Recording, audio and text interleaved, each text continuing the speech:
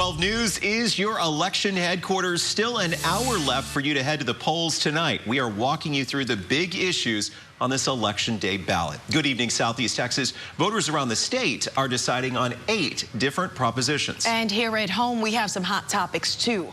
From a renovated jail and law enforcement center in Newton County to a firefighter's push to unionize in Port Neches and Groves. In Hampshire-Fannett, a new concession stand bond is on the ballot again. And a new wastewater facility is being proposed in Lumberton. It is certainly a lot to work through. As you can see, we've got our 12 News team put together with live team coverage here at 6. They're spread out around Southeast Texas, covering all of these big issues. We want to begin live with James Grant in Newton County. Days, Jordan, Proposition A would include an expanded county jail and justice center. According to Newton County Judge Kenneth Weeks, tonight's vote could have a big impact on the county's future when it comes to safety and infrastructure.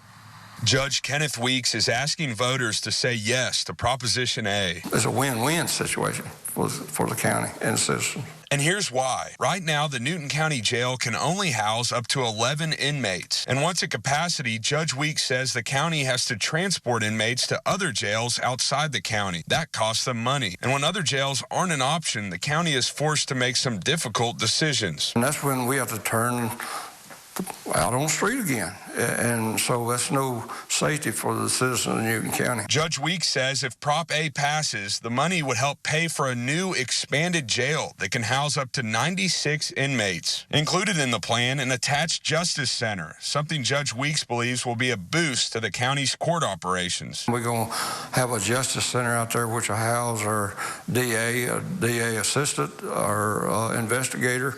Also, we have our district clerk out there with all the records. Judge Weeks says many people he's spoken to plan to vote yes to Proposition A. Those who don't support it say they are worried about a tax increase. Judge Weeks addressing those concerns head on. We're still going to pay the tax bond, but the tax rate could actually go down where it would actually pay for itself through economical development.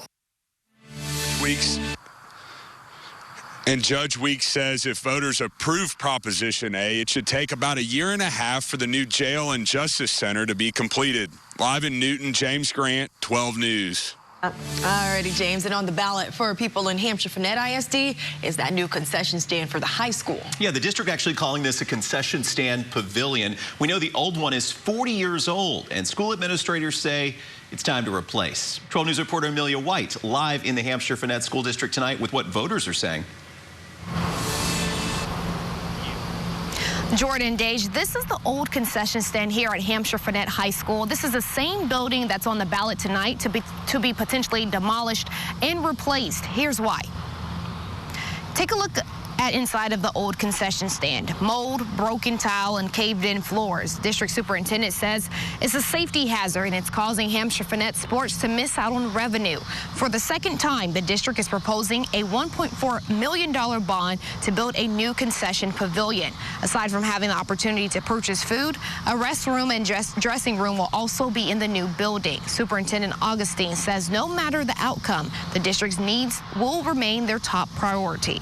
If it passes, then that's great, because that will serve a need. If it doesn't pass, then I still have the responsibility to figure out how to make the district operate without that particular facility. So. I spoke with one woman off camera who says she's against the bond proposal because of the cost. But a majority of residents I've spoken with say despite the price tag, they're ready for a new and improved building for the district and kids. If the proposal is passed, Superintendent Augustine tells me they plan to have the new concession pavilion up and running by next year, December. Now, coming up at 10, the results will be in and we'll bring you the outcome. I'm live at Hampshire-Fannett. Amelia White, 12 News. We'll see what happens. Thank you, Amelia. On the ballot in Lumberton, a new wastewater facility. The Lumberton Municipal Utility District, the MUD, says that voting yes for the new facility would translate to more growth.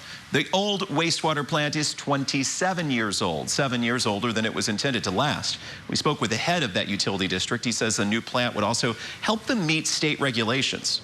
One good thing about adding it to the tax base is the tax base There's more people that own property within the district than there are that have water meters. So if you push it off on taxes, then you're splitting the note up with more people than just a water bill. If approved, the district tax rate would increase 10 cents. That equals out to about $8.50 per month per $100,000 assessed value.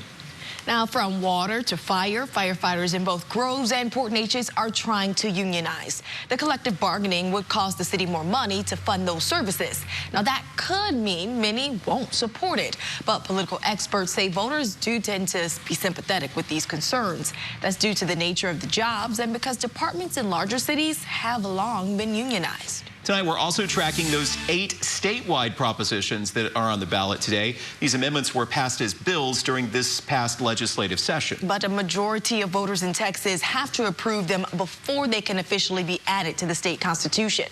12 News reporter Letitia Cahey walks us through some of those. Over the last few years, many props have passed in Texas without a problem. Most of the time, there are just small fixes that folks would like to make to laws, but they must be amended to do so.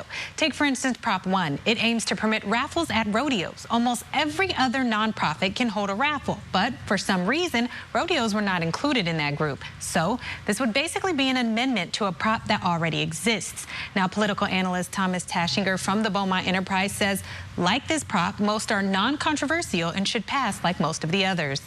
My guess is that the constitutional amendments will pass. They almost always pass, and again, they really you're only going to see 1 or 2 fail if they've got a word in there, a red flag word like taxes or salaries.